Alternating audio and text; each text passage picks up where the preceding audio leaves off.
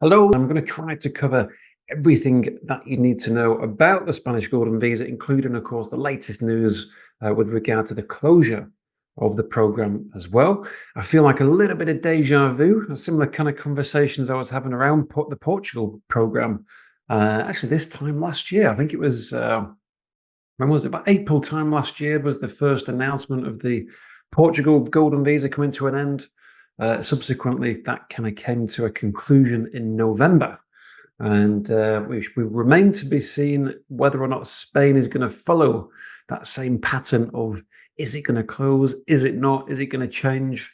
But yeah, I'll give you a full update on, of course, exactly what's happening as of today's date and what you can expect coming up as well. It's good to see some familiar names. It's a nice break for me as well to be talking about another route into Europe. Portugal does remain to be the most popular citizenship program for those looking to move into Europe, but the Spanish program is a pretty close second place. There are some key differences between the two, which I shall touch upon. But yeah, I thought it was timely just to have the conversation, really, because if you are ultimately looking just for a way to get to Europe, the Spanish route may well be the way to go before it closes, of course, which could be in the very near future. So yeah, so we'll make a start. Again, I want to make it as informative as possible. The goal really is to get to a Q&A at the end. Not too many slides to run through, but I should hopefully be able to cover off the basics of the program, what to expect, and of course what's involved and who can apply for the Spanish Golden Visa. I'll cover off, how it may kind of contrast to other routes into Europe, why the Spanish route might be the best option for you. And I also mentioned I'll show you how it is still possible to qualify for the program with just 350,000 euros of your own capital rather than the full 500,000. And of course, with the Spanish program, you can still buy property, unlike Portugal. So there are some big plus points, but I'll cover everything that you need to know, a full news update as well. But any questions that you have throughout the program, you'll see a little Q&A box somewhere on your screen. Feel free to say hello and drop any questions in as we go through, and we'll be sure to cover those off before I finish. There have been quite a few questions submitted before the event as well. So yeah, I will cover all of them before I finish up for the day and head home for some tea. As those Brits like to say. So let's get started. So for those that haven't joined one of my events before, my name is Jason Swan. I'm one of the senior partners at Holborn Assets, who are a wealth management practice. Initially, we're one of the largest wealth management practices now in Europe. We look after over $3 billion between 26 offices now, I think, globally. I'm the head of both the Portuguese and the Spanish entities of Holborn Assets. And around about 6 years back, we opened a program called Holborn Passport. And Holborn Passport is a service designed specifically to help our clients achieve residency and citizenship in different countries around the world by way of investment. I'll cover off a bit more on that in a moment, but for myself, I'm a fully qualified financial planner. I've been working with expats now since I moved to Spain back in 2016. I was in Malaga for 5 years, equally struggling with the Spanish language as I do now with Portuguese. But yeah, great time in Malaga for 5 years. Moved over to Portugal 3 years back. And yeah, I've been, like I say, working with expats for quite some time, predominantly around helping structure income and assets in line with the new tax residency. When you get to Europe, making sure everything is set up so that you can focus simply on enjoying the lifestyle rather than things like taxes and income and so on. But yeah, I've now submitted, I think, certainly over 150 applications for the Golden Visa into Europe. We have a 100% success rate for both the Spanish and the Portuguese programs into Europe. But any questions that you have around, of course, the visa points, anything monetary-wise, financial planning, and anything from a financial advisor side, feel free to ask, but also questions about just generally living in Spain or Portugal. Obviously, I live in Portugal now, so I'm clearly biased towards Portugal. There are some personal preferences that I have to the red and green flag rather than the yellow and red. But both countries very similar standard of living. And I've always been on the south, either in the south of Spain or the south of Portugal, where it's a little bit warmer. But yeah, any questions generally around living here as well, I'll do my best to add some value. To introduce Holborn Passport, again, in a little more detail, we are here ultimately to provide a one-stop shop to help find, first of all, an investment that will qualify for the visa program that you choose, having carried out, of course, our due diligence and ensure that you're investing wisely. But we're also here to take care of all the paperwork or red tape, as it were, to get you, first of all, to receive the visa and ultimately to progress towards citizenship over the next 5 to 10 years, depending on, of course, which program that you choose.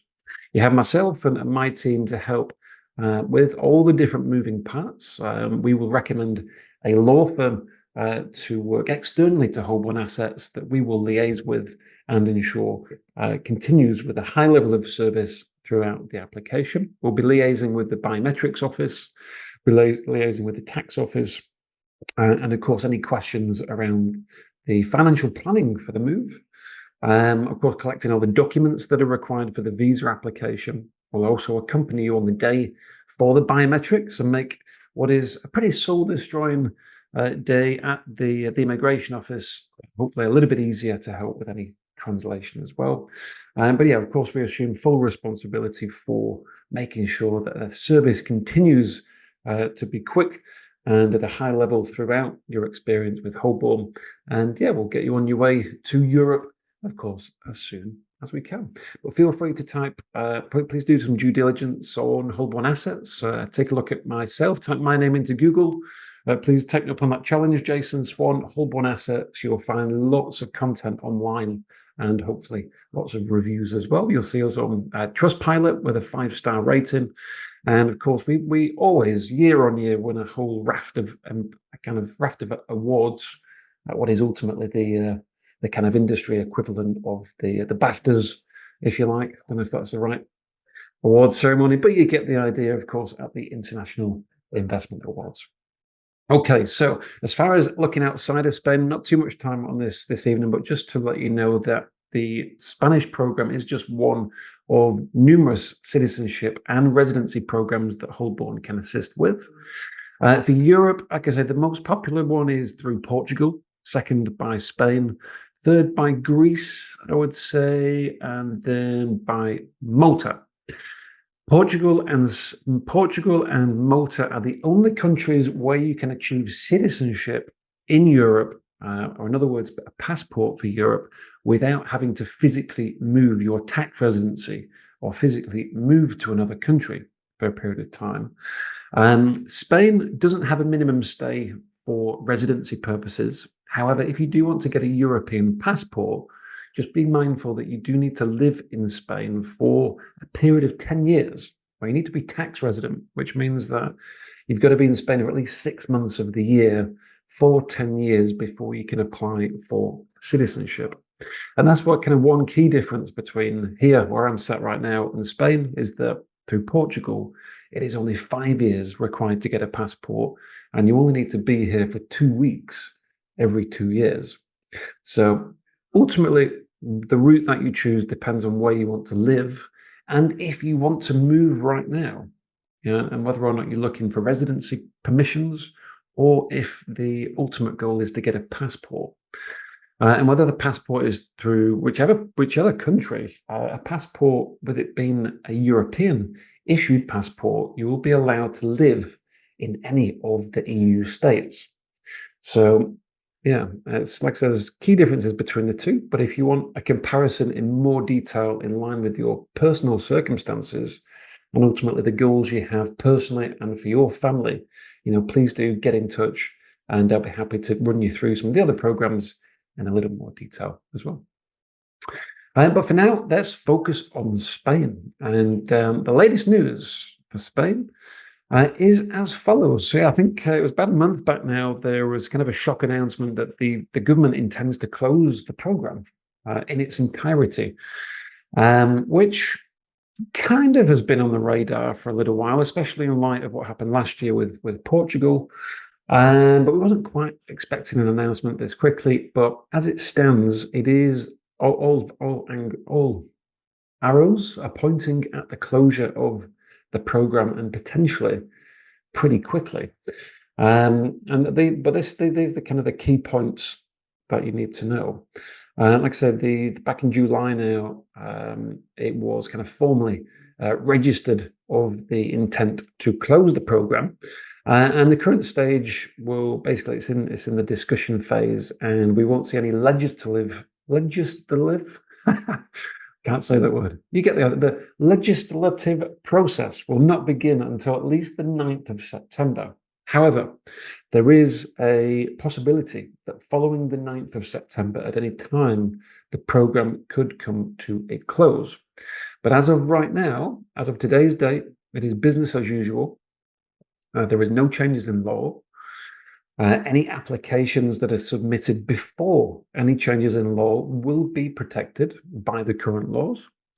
But of course, we just don't know when or if that law will change. But if on the 10th of September, it comes into legislation that the program is closed, then there may not be any notice period. It could be pretty succinct. So hopefully not. Hopefully, we will continue to see the Spanish Golden Visa continue. Ultimately the end result last year for Portugal, again, very similar announcement was made back in April time. It caused a lot of panic. A lot of clients I was working with, kind of halfway through the process, had every newspaper in Portugal flashing up to say the program is closed. It's all over for the Golden Visa. And we then went through kind of 9 months of unknowingness as to whether or not the program was going to close. And we was expecting it to close right up until November. And there was a last-minute U-turn from the Portuguese government to basically say it's not going to close, but property was removed from the investment options. Ultimately, now we have the routes to invest into investment funds. You can still set up a business, and you can invest into Portuguese companies, but property investment is no longer permitted. And that was done ultimately for similar reasons. Spain's looking at closing the program to try and curb, inflated house prices from an investment from overseas, which of course has a detrimental effect on, property prices and affordable living for the locals, amongst other areas, of course. But that's why it's come about. We'll see how it pans out this year. Like I said, hopefully it won't close, but at the moment there is no discussions about alternatives to the program simply coming to a complete close. There's no discussion about, like I say, property being removed or the criteria changing. It's just, like I say, the amendment that was registered is a complete closure of the program. So my advice is that if the Spanish Golden Visa is the route that you want to take, is to do it whilst you still can. Like I said, there is a genuine risk now that post the 9th of September, the program may close without notice. But again, any applications that we submit before the law physically changes will be guaranteed to be successful. So we'll ensure that any future law changes do not impact your ongoing application, but we cannot guarantee that, of course, once the law changes. So that's where we're at. As of today, it's the same business as usual. If it's something that you want to explore, I would always encourage to book some time in. We'll go into more detail than I'm going to cover today. And I'll, of course, make sure you have the information you need to work out whether or not you want to get involved. So that's where we're up to. As far as what the Golden Visa is, now I assume I've already done some research if you're on the webinar, but you might also be just looking at the Golden Visa for the first time. And ultimately, it is a golden ticket, some VIP pass to live in Spain. And by making a suitable investment in line with the government requirements, you can live without restrictions in Spain. Pretty cool, right? And there's basically no minimum stay requirements. There is no income requirements. There's no minimum or maximum age. The Spanish government basically says, hey, you invest into one of these categories and we will let you live in the country for as long as you like. And yeah, you don't have to be in Spain for a minimum amount of time. And you get access to the education system in Spain, you get access to the healthcare system of Spain, and of course, you get access to 300 days of sunshine every year as well.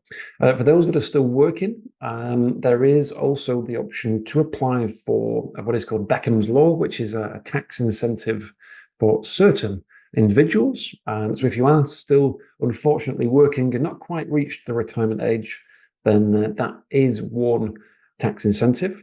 For those that are retired, there are ways of structuring your income and your assets to reduce your taxation on the income from those assets as well. But all in all, yeah, of course, it just gives you that ticket to live in Spain. Now, if you do want to apply for a passport, as I mentioned before, the key difference between the likes of Portugal and Spain is that for Portugal, once 5 years have passed from when you applied for your visa, quite simply, you can apply for your passport. For Spain, you need to physically be tax resident in Spain for 10 years before applying for a passport. So there's two kind of key topics to consider. If, of course, you want to live in Spain, quite simply, the Spanish Golden Visa would be the way to go. If, as I would say, like the majority of my clients, you're thinking more of getting a passport for Europe, you may prefer to go down the Portuguese route, which is half the amount of time to get a passport without the need to become tax resident in Portugal. You only need to stay there for 1 week every year.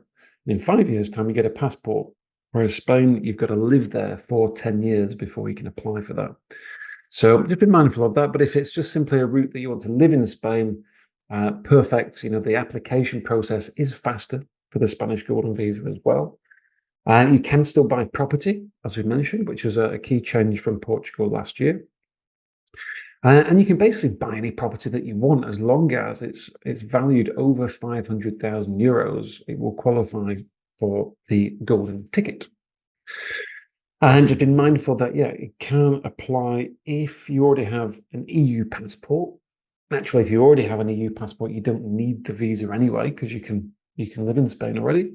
But also you cannot have a criminal record, or at least a pretty clean criminal record. We have had success with clients that have had some blemishes on the record, but anything that would have resulted in jail time had the crime been committed in Spain would likely jeopardize the success of the application. But we will be requesting a criminal record check before you get too far into the process. As I say, we have a 100% success rate with our applications, and we will be continuing with our due diligence before, like I say, you get too involved in the process, and we'll let you know if there's any problems very early on. As far as including family as well, on that same investment, on the same application, you can include parents. If they're over the age of 65, you don't even need to prove any dependency. They can automatically be added to the same application. Of course, your spouse, whether married or unmarried, both are fine as long as we can prove that you live at the same address. That's okay. And children up to the age of 18 can automatically be included as well. If they're over 18, we may still be able to include them on the application, but it will require a little more work, whereas we need to prove their dependency in some way on the main applicant. And we can do that by evidencing that they are in further study, further education is the most common, or if they are financially dependent, we can show that financial dependency with bank statements to again, get as many family members as possible on the same application. And of course, everyone that has the visa, all of which get access to the EU, the healthcare, the education, and ultimately the option to get that passport in 10 years if you wish as well. So I hope that's nice and clear. That's pretty much what it includes. That's it. And like I say, with the Golden Visa, the main difference is there isn't a minimum stay. If you do want to go down other visa routes, you will find that you need to be in Spain for at least 6 months of the year. And not everyone wants to do that. Not everyone wants to become tax resident in another country. You might want to keep your taxes where they are. You might want to spend the majority of your time still where you live now. but have access to Spain for more than the 3-month restriction that you may have at the moment. Or again, for some nationalities, you might not have any allowance at all to get to Spain. So it gives you more flexibility without that commitment to have to live in Spain for more than 6 months each year. And yeah, I think we've covered off most of this already as well. So again, all holders of the visa will have access to the healthcare system, also to the education system. You can live anywhere in Spain. There's no restrictions on what you can and cannot do. You'll be treated pretty much the same as a Spanish citizen. I find the Spanish are not quite as welcoming as the Portuguese for foreigners. So, you as a foreigner, you'll probably kind of feel, well, if you're anything like me, I felt like a foreigner when I lived in Spain. Strangely different to Portugal. And the Spanish don't learn English in school, whereas the Portuguese do study English at school. And the Portuguese, because of that, are quite welcoming to English speakers. They like to kind of practice their language. Whereas Spanish, I didn't find that. I mean, my parents moved out to Spain about 2 years after me, and they have a completely different version. They live up in a town called Nerca, about an hour or two up the coast from Malaga. And they love the Spanish. They feel that the Spanish are really welcoming, and yeah, I suppose it's a matter of opinion. Like I said, I think the Portuguese are a little bit more appreciative of English speakers, but hey, it is what it is. If you can pick up the language, that will help along the way. But either way, yeah, you will have access to live in Portugal or Spain, regardless of which route that you go down. There are individual tax benefits depending on personal circumstances and specific to different countries. But we'll do that review on a one-to-one basis for any questions you have around tax planning. And otherwise, yeah, no matter where you choose, whether it be Spain or Portugal, you're not going to go too far wrong, in my opinion.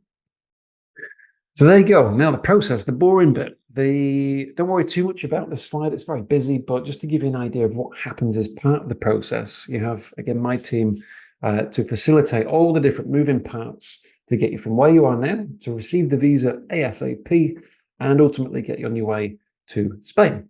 But first and foremost, we'll help guide you to finding an investment. I'm going to cover off a few examples of investments that you may consider from 350,000 euros shortly. But ultimately, no matter where you invest and what property that you buy, we will still help you get the visa, we'll still complete the legal work, and we'll get you on your way to Spain as quick and as easily as possible.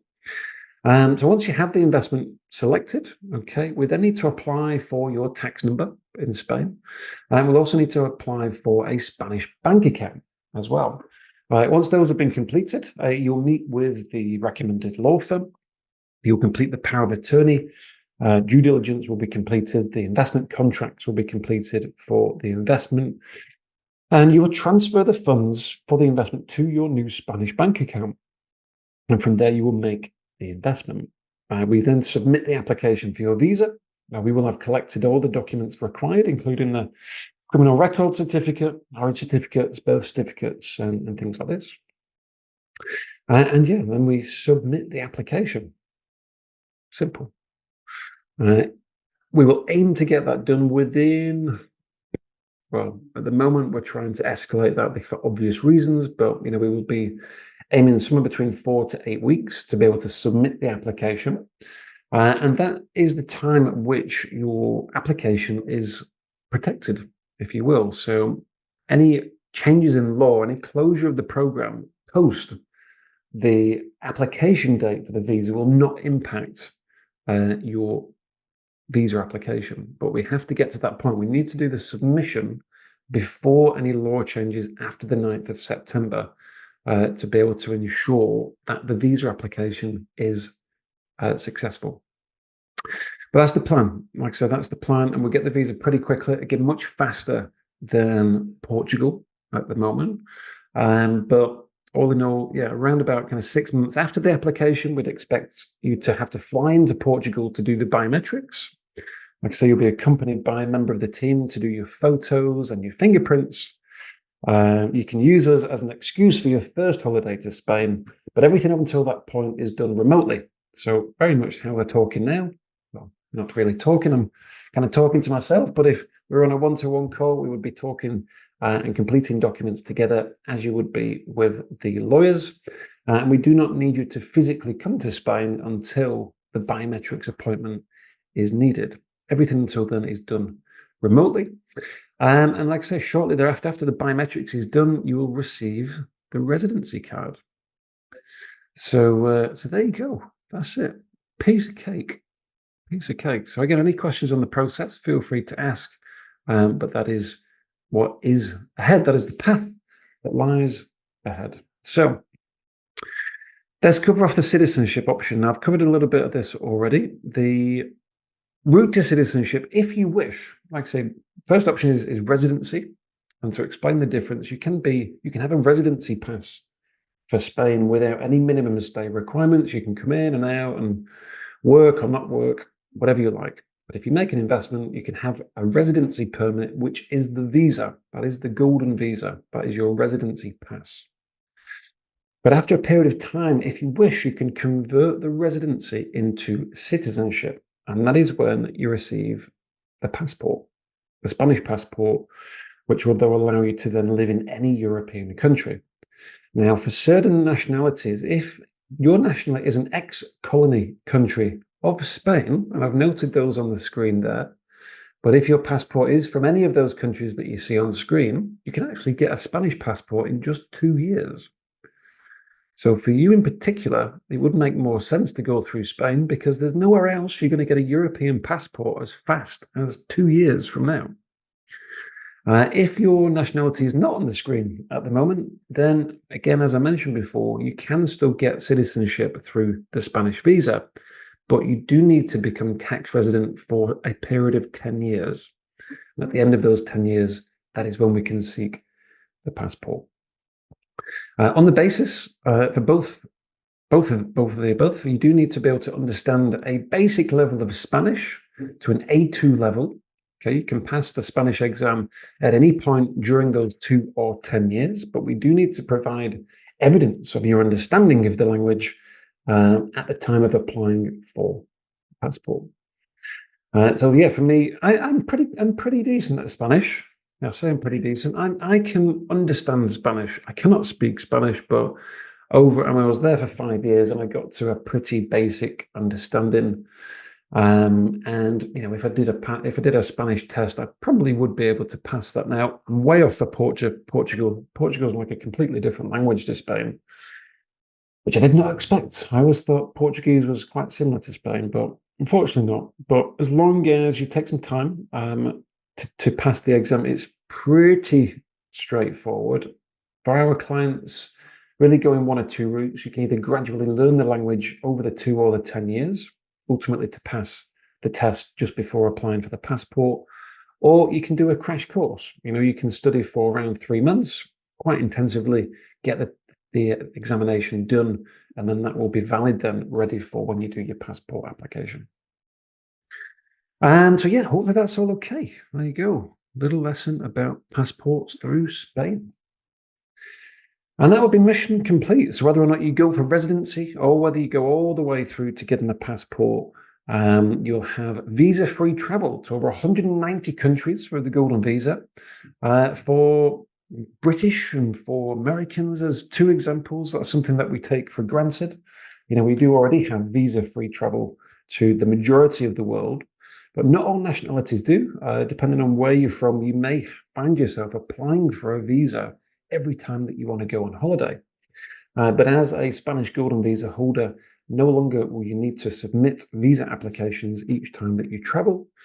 And as I say, if you do go for the passport, ultimately you can then live in any European country. So if you do get bored of Spain, I wouldn't say I got bored of Spain, but ultimately I wanted to try Portugal. And who knows, in the future I might want to try somewhere else. It's quite unlikely, I think, but once you have that European passport, you really do ultimately have kind of 27 passports all at the same time, which is pretty good. So there you go. That's the program. That is the Spanish golden visa. So thank you for those that have submitted questions so far. I will come on to those very shortly. Hold that thought. And I'm just going to cover off a few bits around the investment criteria for the Golden Visa. And I might answer some of those questions as we go through. So first of all, if you wish to apply, you must invest in one of the following categories to meet the government requirements. The first, and by far the most popular way of applying for the Golden Visa in Spain, is to invest into some kind of real estate with a minimum purchase price of 500,000 euros. Okay, option one. Option two is you can buy shares or invest into the share capital of an existing Spanish company. And you can do that with 1 million euros. And also with 1 million euros, you can simply put money in a bank account if you wish, or you can invest into a qualifying investment fund. For what it's worth, I personally would not have been comfortable holding 1 million euros with a Spanish bank. First of all, because the level of security that you have with European banks as a whole would not cover 1 million euros. And typically interest rates are pretty low still in Europe, but it is an option nonetheless, should you wish to simply keep money in the bank. Or if your budget allows it, if you want to invest into a government bond, into government securities, you can do that with 2 million euros. And those are the four routes to getting a Spanish Golden Visa. But the minimum and most popular category, minimum capital and most popular category is, of course, into real estate from 500,000. Now, if you go down the property route, you have two types of property that you may venture into. Now, the first option is to invest into residential property. As I said before, you can buy any property in Spain. As long as it costs 500,000, it will qualify you for the visa. And for residential purchase, that is more of a personal decision. It's not really something that you necessarily need investment advice for to pick a personal home where you might live, or to keep as a holiday home, for example. And it might not be as important to look at the numbers and the investment aspect if you're simply looking to buy a property to live in. Now, we do have a home finder service, and we can help negotiate with local estate agents to get the price down, as long as, of course, it stays above 500,000 for the visa. But we can use our experience and tools to make sure that you get a great residential purchase. And you can simply let us know which areas that you want to consider, what budget you want to set, and any other requirements that you have.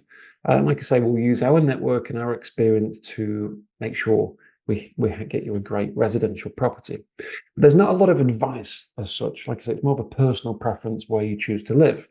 Where we can offer a little bit more value is if you want to look at it as an investment. And as an investment, it's something designed to make money. And a commercial asset is the second option. You can buy either a commercial property or residential.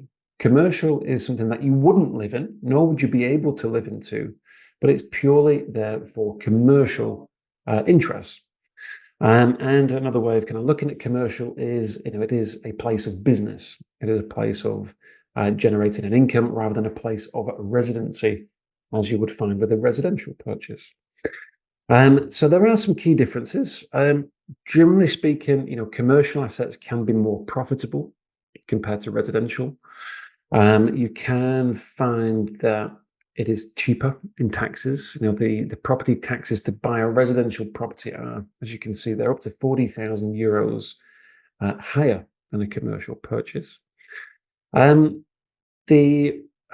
completely different aspects as far as your time being spent. If you do buy a commercial asset, it's something that you're not going to probably really see. I suppose it depends what you buy, but the majority of commercial assets will be fully managed, completely hands off, and out of the way, whereas a residential purchase is somewhere, if it's rented, that you would be managing or you would be living in. So completely different aspects from that side. But it's down to you which route, whether or not you want to buy somewhere to live or somewhere as an investment. The two options can be completely different. But when we speak on a one-to-one basis, I can help decide which route you want to go down. We can look at specific examples. We can compare the pros and cons of each.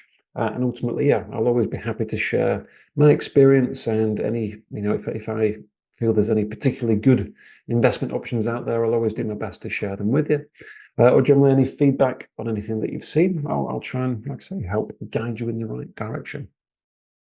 As one of the bullet points I mentioned I would cover this evening is, of course, you've heard me talk a lot about having to invest 500,000. Now, another added benefit of going down the commercial route is that there is certain companies out there that will basically give you an upfront return. And effectively, you kind of buy a commercial premise, whether it be a restaurant, it could be a bakery, it could be office space, for example. And you of course, you need to keep that investment ideally for 10 years until you get the passport. But if you like, you can basically have a complete hands-off approach, and you can take an upfront fee for someone else to manage that property for those 10 years. So option one is you can, let's say, buy a commercial property, rent it out, and generate an income. Option two is you can give that responsibility to a management company, and in return, they will keep the profits from the rental, but they will pay you an upfront return for those 10 years. Now, there's one or two in particular at the moment that will actually pay 150,000 euros as part of the contract to take over the management of that commercial property. So you can actually have the best of both worlds. You actually have that 150,000 paid up front so that you can use it towards the 500,000 investment.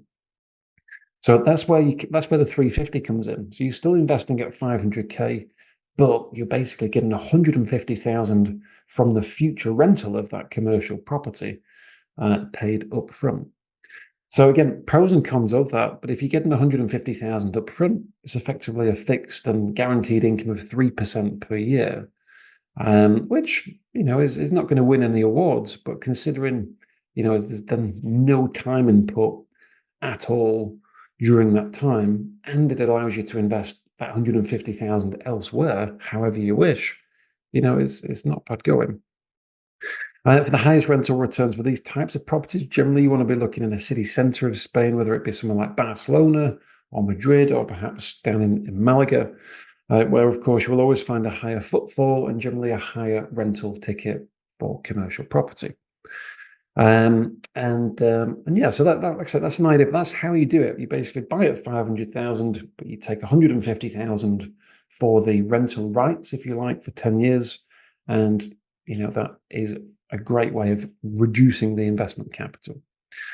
I thought I'd share two very typical examples. Like I said, don't read into these too much as of right now. I think these two are two that are still available, but these are the kind of things that we'd be looking for, certainly with our consultation, of course, if you go down the commercial route, but picking a city centre development that pays a good return, if we can do with a guaranteed buyback as well. There's one in particular that I've put here on the left that ultimately you pay 350,000 for, you get 150,000 paid to you for the next 10 years rental income. And in the 10th year, you have a guaranteed buyback at 500k. So in its simplest form, you have 350,000 that goes in, and you have 500,000 that comes back in 10 years in tandem with your passport as well. There's also some extra benefits where you can stay at the hotel for 7 days each year. But whether or not it's, like, say, city centre of Madrid or Barcelona, this one's actually a bakery. We had a client a little while back that only wanted to look at bakeries. So I think this might have been the one we found at the time. But whether it's a bakery, like I say, or office space or something completely different, we're looking only for a commercial development. Some will come with the offer of 150,000 or a similar figure, depending on the rental demand of that property. And some won't. Some will have a guaranteed buyback, some won't. Some you'll simply purchase and in 10 years from now simply look to sell at a profit. If you look at property prices as a whole in the city centres of Spain over the past 10 years, even without a buyback, 10 years from now, if you're investing wisely at the outset, you would be expecting to make a good return, not just on the rental income, but at the sale of the property as well. Again, we'll share our expertise to help you decide on the areas to choose from. And of course, the types of businesses where you might find the better demand for rental. But you get the idea. If it's commercial or residential, the idea is to buy wisely and make a good rental return, make a good sale price, sale profit in the future, and get the passport along the way. So there you go. There's a couple of examples for you. That will make sense at this point. But that's a super crash course there. We've covered quite a lot in the 40 minutes or so far. So hopefully that was helpful. You've got my contact details on the screen before I go into some questions. And please feel free to reach out for any personal questions or more specifics on anything that I've covered this evening.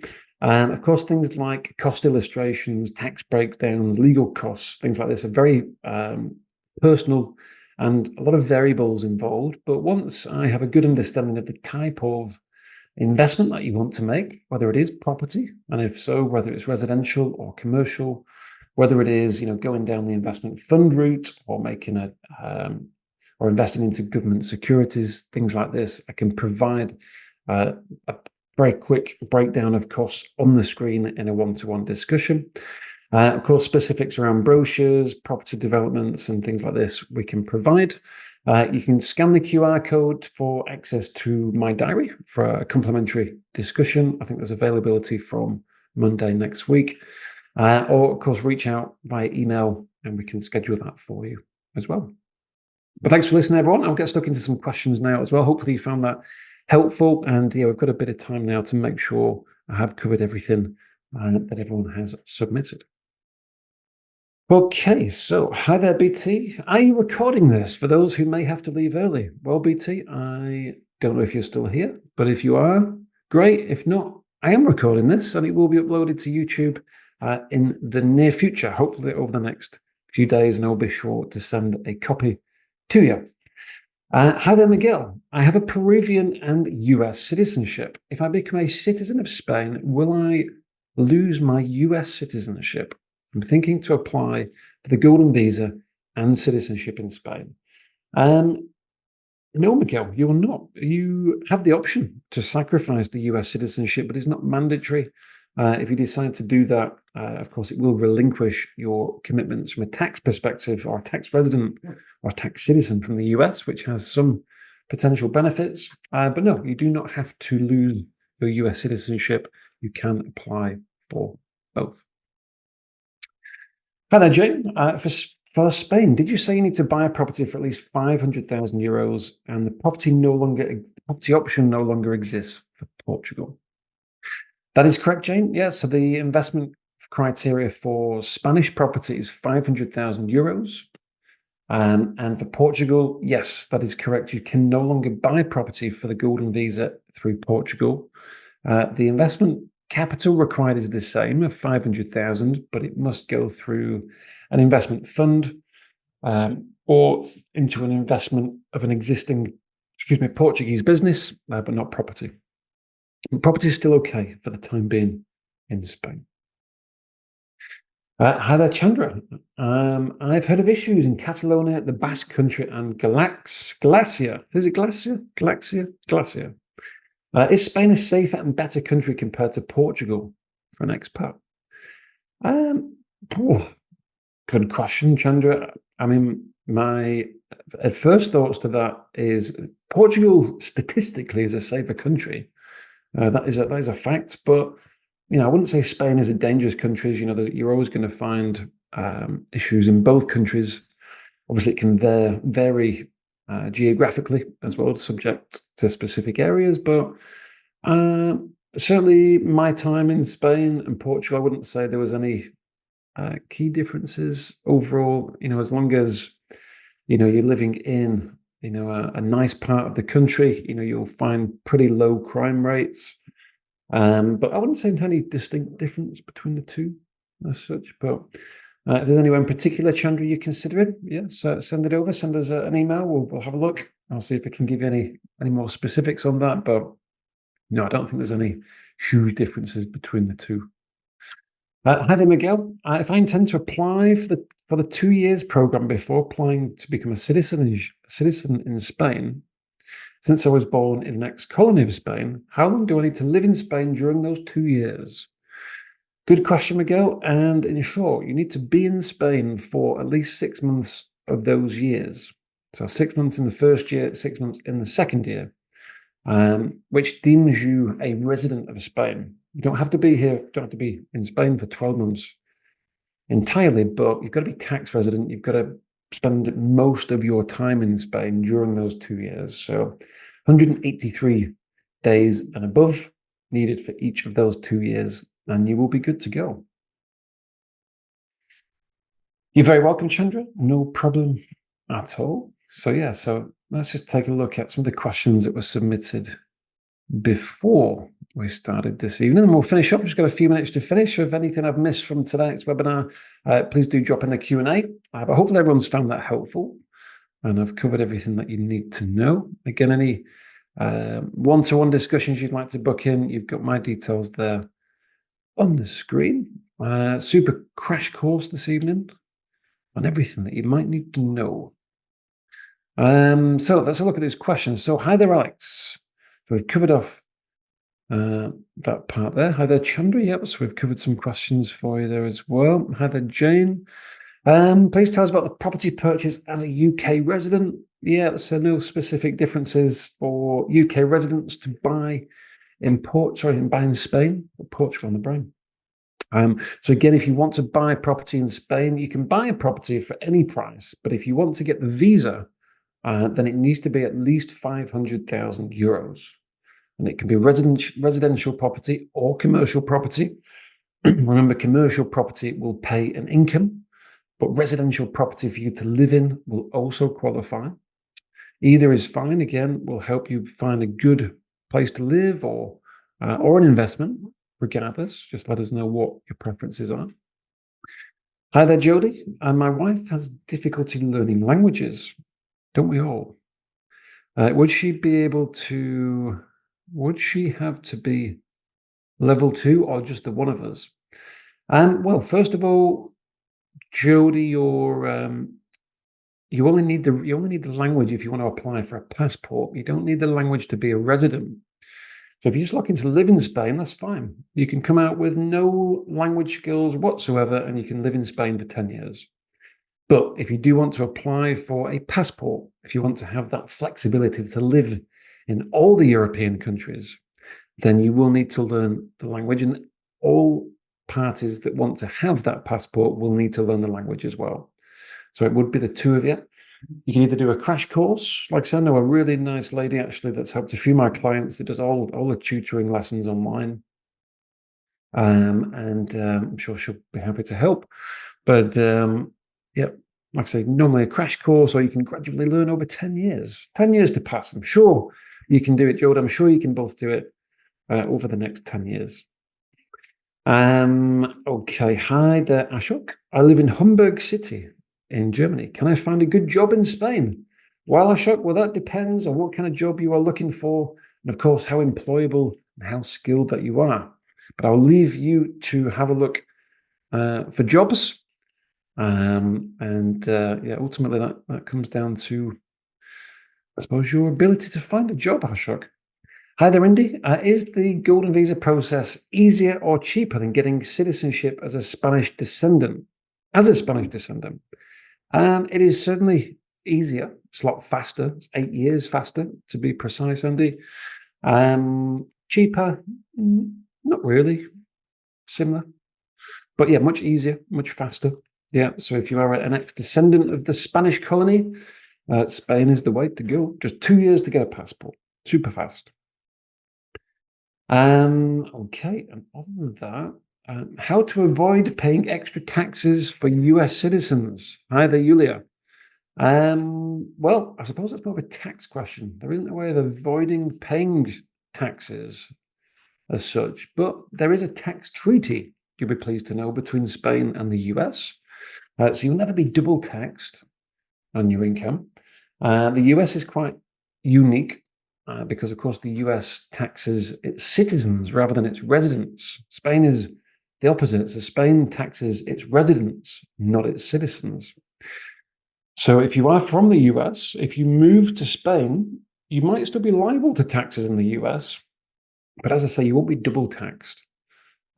So I would always recommend getting personal tax advice, both in the US and Spain. We can cover financial planning on a one-to-one basis, Julia, so feel free to book some time in, and I'll put my financial advisor hat back on, and we'll take the visa hat off for a bit of time. But yeah, hopefully that helps in the meantime. Okay, hi there, Miguel. If I'm going through the route of 2 years to become a Spanish citizen, since I was born in Peru, can I invest using the 350,000/150,000 euros modality? Or do I need to put in the full 500,000 euros from my own money? Yes, Miguel, that's fine. Yeah, so you still, even with the commercial investment, it still meets the criteria for the investment of 500,000. It's just that only 350,000 of that comes from your own account. 150,000 will be the future rental income from that property. So both are fine. In both events, 500,000 is invested, but the commercial route will allow you to use less of your own capital to meet that 500,000. So yes, you are good to go. And to go through, of course, look, Max, I can help you with the commercial property hunt. Miguel, we work very closely with different developers across Spain. We get early access to properties before they hit the market as well. Being, of course, the levels of business that we submit for the program does allow us to get that bit of extra special treatment. And of course, we'll always make sure we get the best price on your behalf with those different developers and sellers across the country. So yeah, I shall look forward to speaking with you soon, Miguel, I'm sure, and seeing you in Spain if you're not already there. But that brings us up to the end of the session, everyone. Hopefully that was helpful. And thanks everyone for listening. If you have any questions on anything that we've covered or around any of the programs, both in Europe or outside of Europe, if you're considering the US programs or the Caribbean programs, just ask, get in touch. And be happy to speak on a one-to-one basis. It is a complimentary discussion, so don't worry about any consultation fees. But yeah, thank you everyone again for your time. All the best. Bye.